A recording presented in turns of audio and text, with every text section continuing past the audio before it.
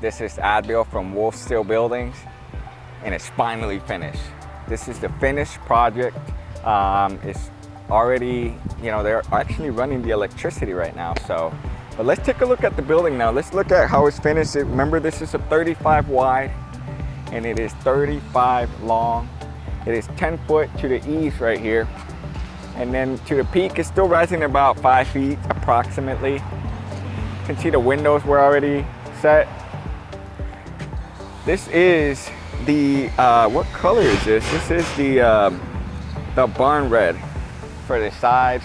For the roof, we got the gray, and it is the zinc gray, so it's a dark gray. And then we got the light stone for the trim color, which I really like this combo trim.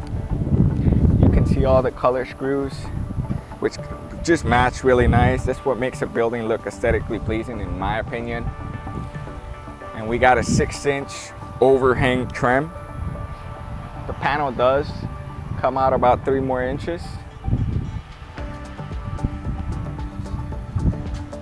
Now our customer did do his own overhead door, so we did an opening, and he actually has a really nice overhead door. They're gonna get the automatic. This is what I would recommend if you want an automatic. These are just standard residential doors. Now he did get a insulated door, so it is insulated. You can tell it's a good quality door. Now, one of the disadvantages of overhead door is the clearance up here. So you don't have any clearance up here compared to a roll-up door. So that is, well, not necessarily a disadvantage, it's just a different feature or difference between a roll-up door and an overhead door. Take a look at the inside, guys. It's finally finished. We got the radiant barrier insulation or bubble wrap all over this building to keep this building cooler. Customer decided to put her windows up on the top more to get more lighting, and it does help. It does help better than really having your windows in your normal about 3 foot from the ground, which is pretty normal. You can see they're already running the outlets here.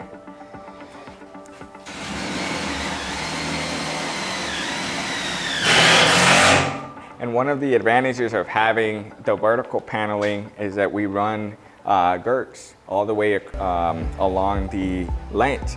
And here is an opportunity to run your conduits for your electricity. This is our commercial trussing. The spacing is about 10 feet, 10 foot spacing.